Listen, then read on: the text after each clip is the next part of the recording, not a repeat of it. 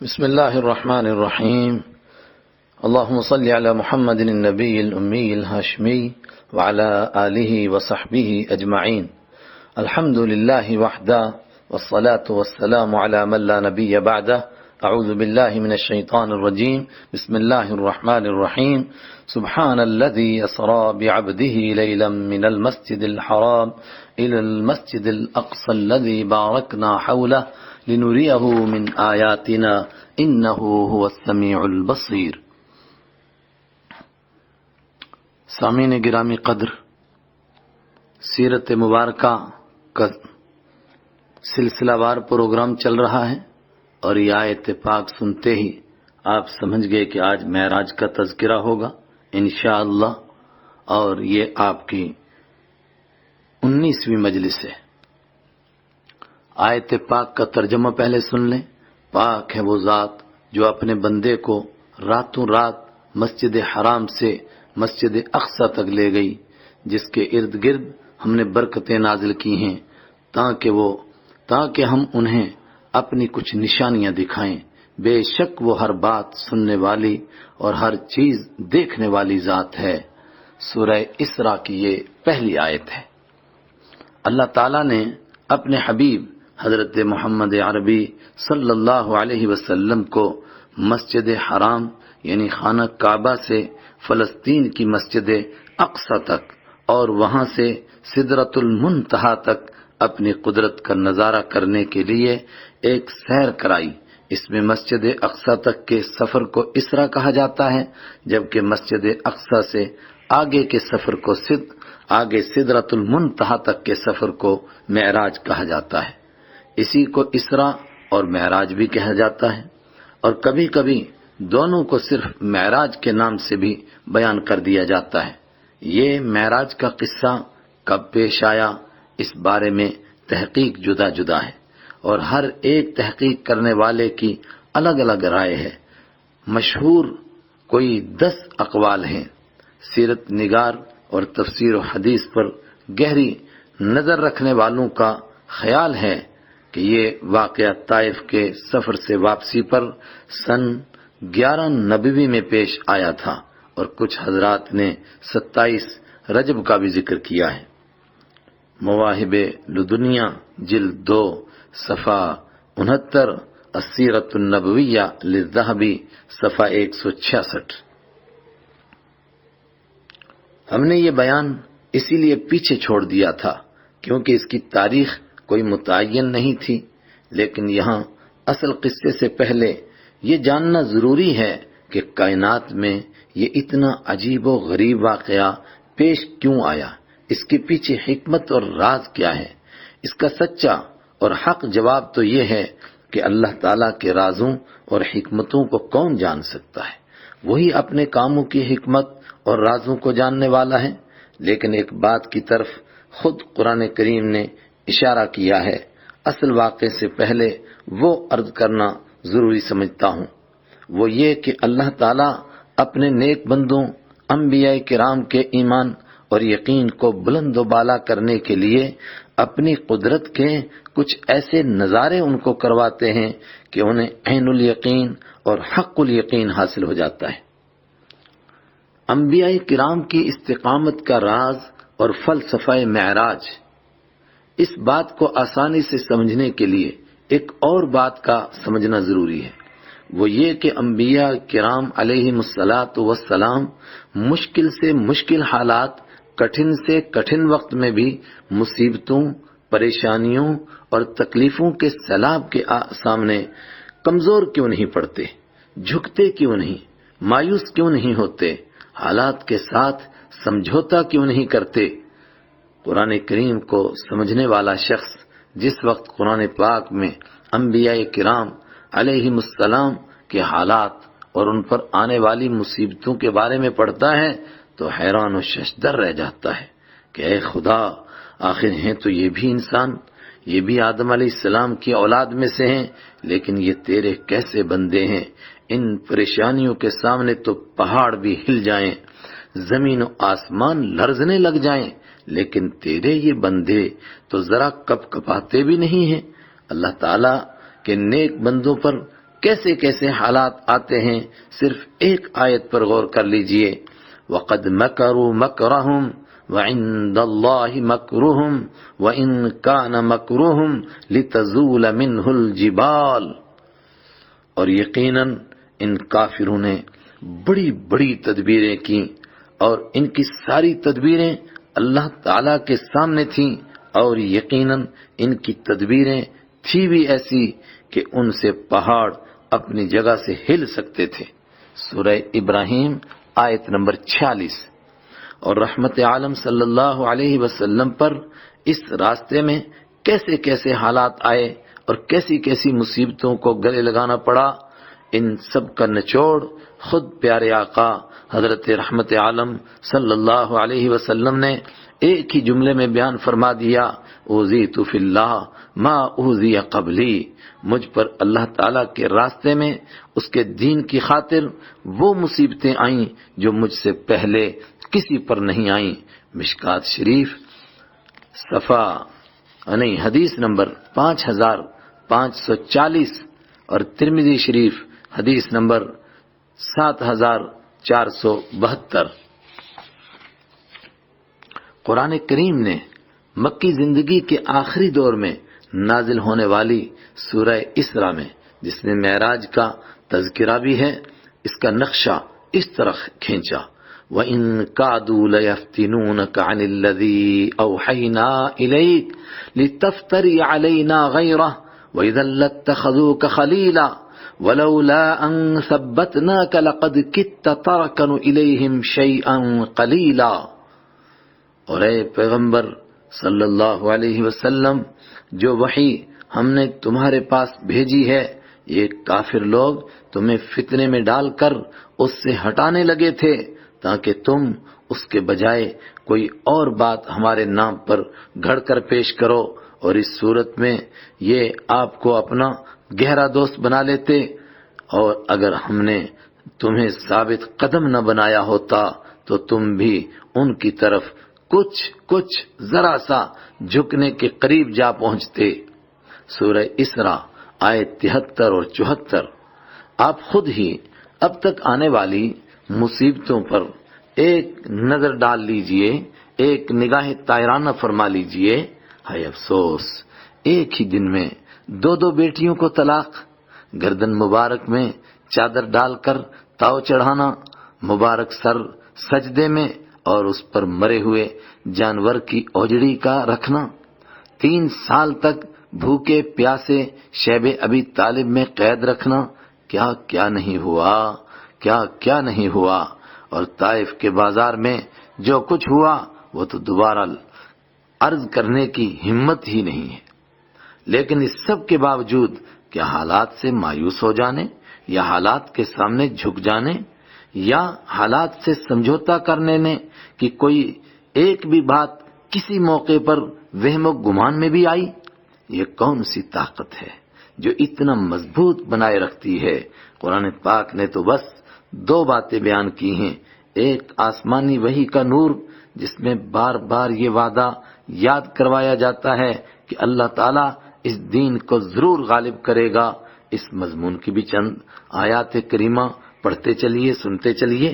هو الذي ارسل رسوله بالهدى ودين الحق ليظهره على الدين كله ولو كره المشركون۔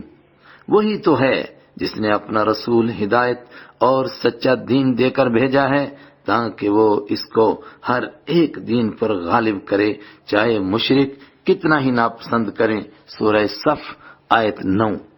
ام یقولون نحن جمیع منتصر سیہزم الجمع ویولون الدبر، یا ان کا کہنا یہ ہے کہ ہم ایسی جماعت ہیں جو اپنا بچاؤ خود کر لیں گے، اس جمعیت کو ان قریب شکست ہو جائے گی اور یہ سب پیٹ پھیر کر بھاگیں گے۔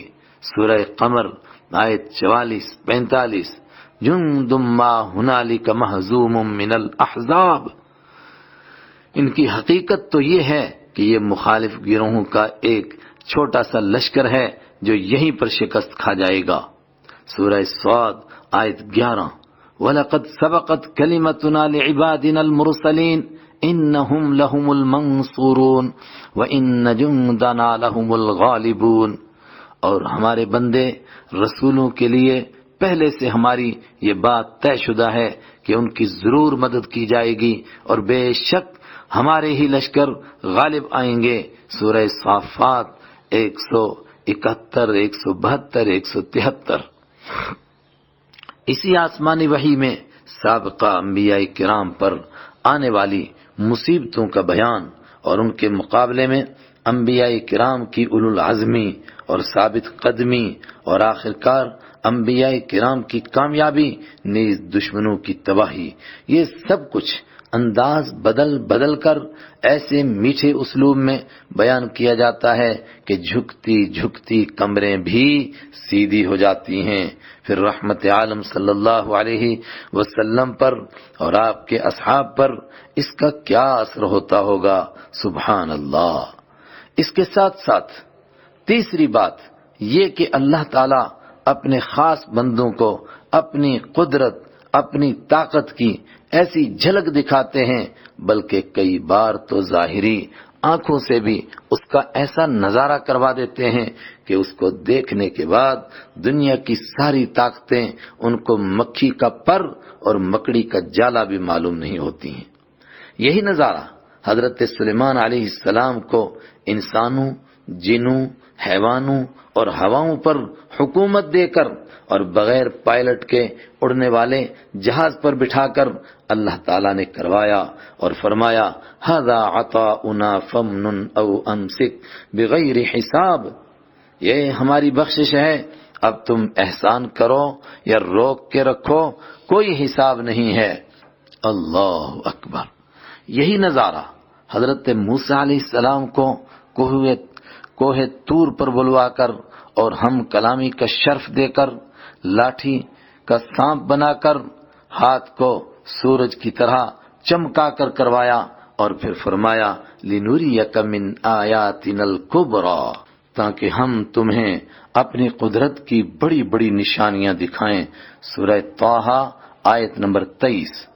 اور یہی نظارہ سیدنا حضرت ابراہیم علیہ السلام کو مردہ پرندوں کو زندہ کر کے اور آگ کے ڈھیر کو ٹھنڈا سلامتی والا بنا کر کروایا، اور آخر میں فرمایا وَكَذَلِكَ نُرِي إِبْرَاهِيمَ مَلَكُوتَ السَّمَاوَاتِ وَالْأَرْضِ وَلِيَكُونَ مِنَ الْمُوقِنِينَ، اور اسی طرح ہم نے ابراہیم علیہ السلام کو آسمانوں اور زمین کی قدرت دکھائی تاکہ وہ پکا یقین کرنے والوں میں سے ہو جائیں۔ سورہ انعام آیت 76۔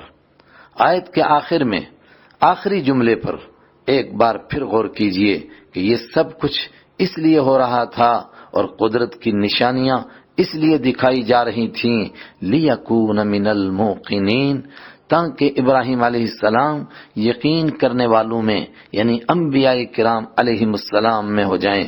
یہ یقین ہے کیا؟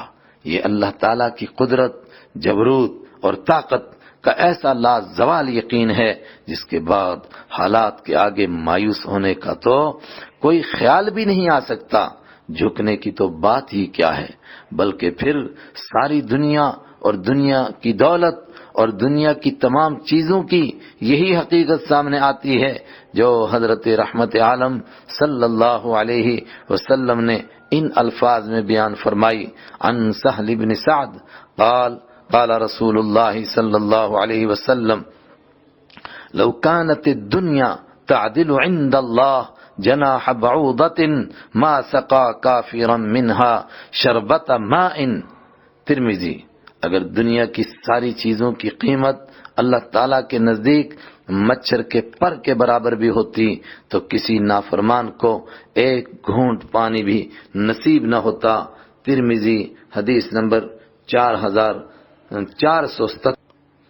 اور جس وقت یہ نظارہ کرنے کی باری آئی رحمت دو عالم صلی اللہ علیہ وسلم جو اگلوں اور پچھلوں سب کے سردار، نبیوں کے نبی اور رسولوں کے امام ہیں، پھر حضرت موسیٰ علیہ السلام کا کوہ طور پر ہم کلام ہونا، حضرت سلیمان علیہ السلام کے تخت سلیمانی کا ہواؤں کے دوش پر اڑنا اور حضرت ابراہیم علیہ السلام کے لیے پرندوں کا زندہ ہونا وغیرہ وغیرہ سب منزلیں پیچھے رہ گئیں۔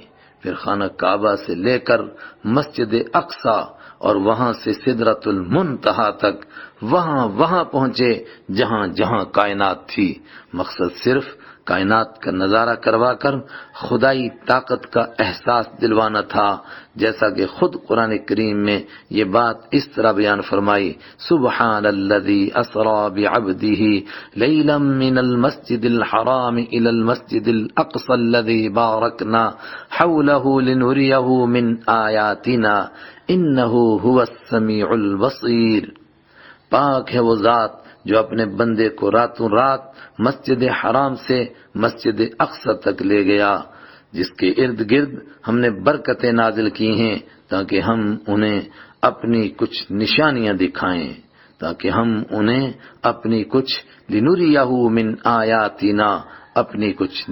دکھائیں۔ بے شک وہ ہر بات سننے والا اور ہر چیز دیکھنے والا ہے۔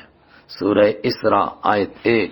لنریہ من آیاتنا، تاکہ ہم انہیں اپنی کچھ نشانیاں دکھائیں، پر بار بار غور فرمائیے۔ واقعہ معراج کی کچھ تفصیل۔ سب روایتوں کے مطابق قصے کو الگ الگ بیان کرنے کے لیے ایک بڑی کتاب کی ضرورت ہے اور اس کے لیے ایک کافی وقت کی ضرورت ہے۔ یہاں صرف مشہور روایات کی تلخیص پیش کی جاتی ہے۔ حضرت رحمت عالم صلی اللہ علیہ وسلم حضرت ام ہانی کے گھر آرام فرما رہے تھے۔ ابھی نیند بھی گہری نہیں تھی کہ اچانک چھت پھاڑ کر مشہور روایت کے مطابق حضرت جبرائیل علیہ السلام اور کچھ فرشتے تشریف لے آئے۔ انہوں نے پیغام معراج آپ تک پہنچایا کہ آپ کا رب آپ کو آسمانوں کی سیر کروانا چاہتا ہے۔ پھر وہاں سے خانہ کعبہ تشریف لے گئے، جہاں رحمت دو عالم صلی اللہ علیہ وسلم کی آنکھ لگ گئی۔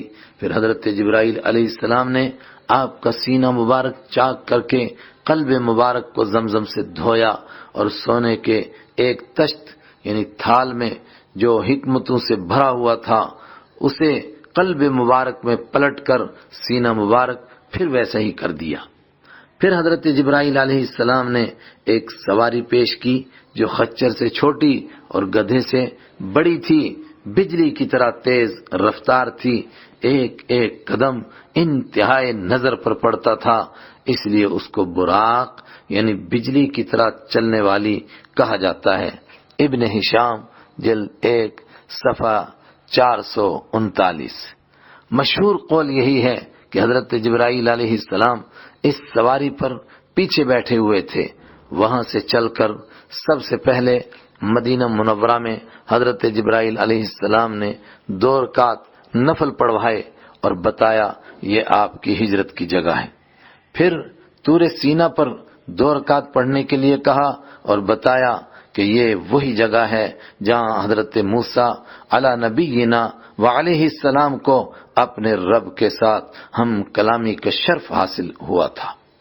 پھر بیت اللحم میں 2 رکعت نماز پڑھنے کے لیے کہا اور بتایا کہ یہ وہی مقام ہے جہاں حضرت عیسیٰ علیہ السلام کی خاص قدرت اللہ تعالیٰ کی خاص قدرت سے بغیر باپ کے پیدائش ہوئی تھی، اور ایک جگہ حضرت موسیٰ علیہ السلام اپنی قبر میں نماز پڑھتے ہوئے بھی دکھائے گئے۔ پھر مسجد اقصی پہنچ کر سواری سے اترے۔ حضرت نبی اکرم صلی اللہ علیہ وسلم نے یا حضرت جبرائیل علیہ السلام نے براق کو مسجد کے دروازے کے حلقے سے باندھ دیا۔ یہاں سارے انبیاء کرام علیہم السلام انتظار میں تھے کہ کب امام آئیں گے اور نماز پڑھائیں گے۔ حضرت جبرائیل علیہ السلام نے امامت کا اشارہ کیا تو حضرت نبی اکرم صلی اللہ علیہ وسلم کی امامت میں تمام انبیاء کرام نے نماز پڑھی، یا بقول بعض حضرات یہاں واپسی پر فجر کی 2 رکعتیں تمام انبیاء کرام کو پڑھائیں، واللہ اعلم۔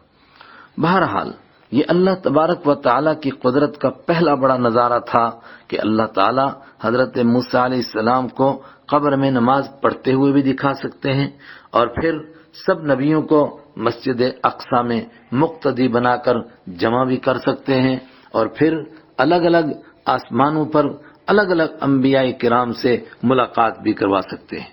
نماز کے بعد جنت سے ایک سیڑھی آ گئی جو مسجد اقصی سے آسمان تک لگی ہوئی تھی۔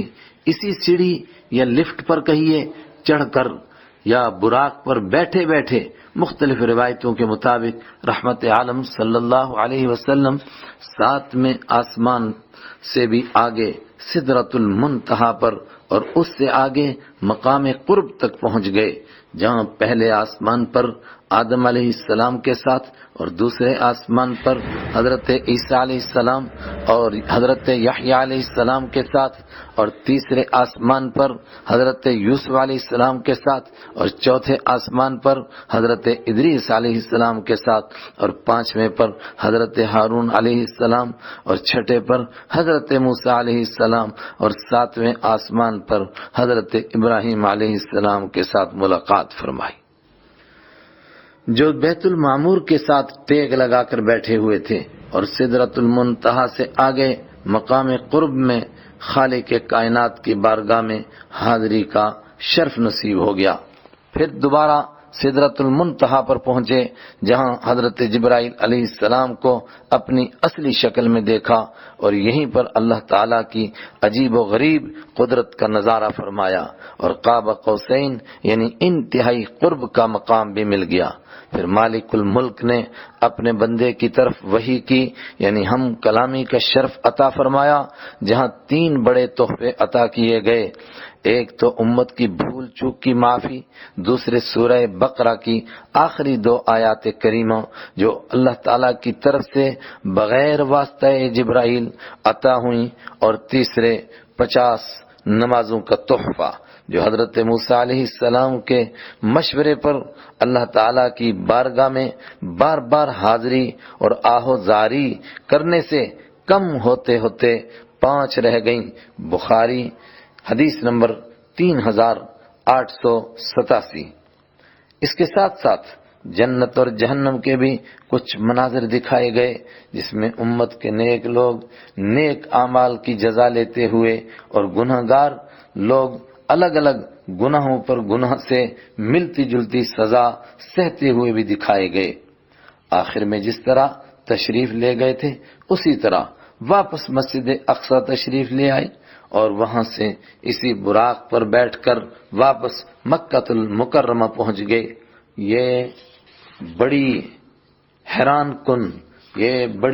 حیران کن بات تھی، لیکن حبیب کبریا صلی اللہ علیہ وسلم نے صبح مکہ کے مشرکوں کے ایک مجمع میں یہ سارا قصہ بیان فرما دیا، جس پر ایک ہنگامہ کھڑا ہو گیا، جس پر ایک ہنگامہ بپا ہو گیا کہ یہ کیسے ہو سکتا ہے۔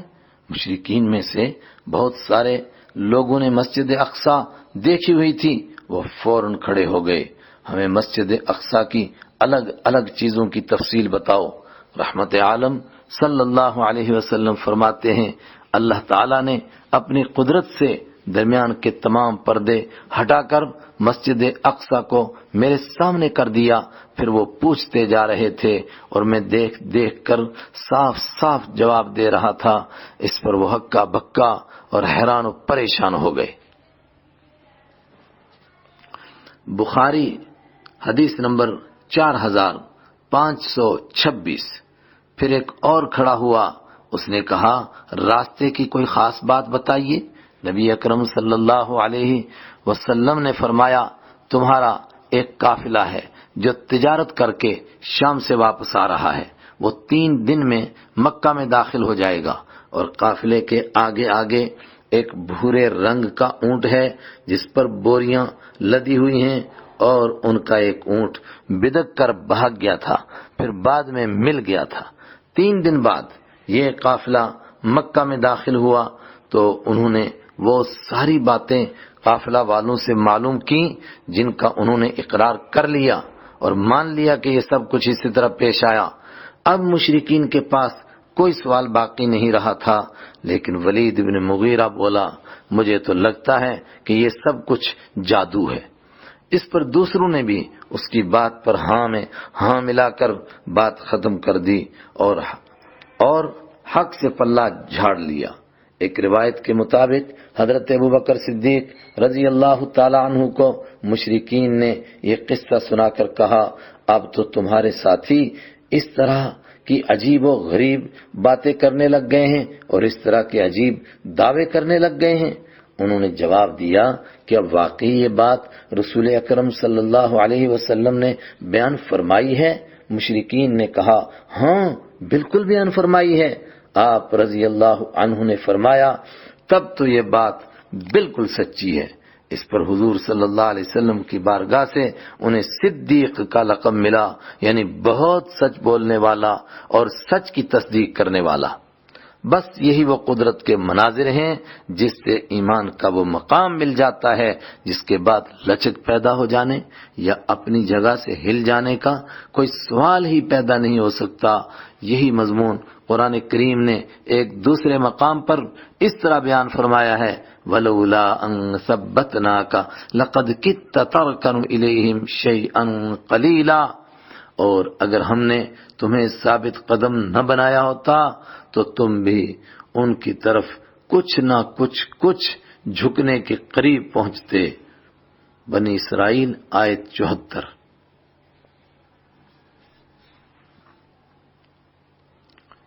آج کی اس مجلس کا اسی پر اختتام کرتے ہیں۔ اللہ تعالی ہماری مجلسوں کو قبول فرمائے۔ وآخر دعوانا ان الحمد للہ رب العالمین۔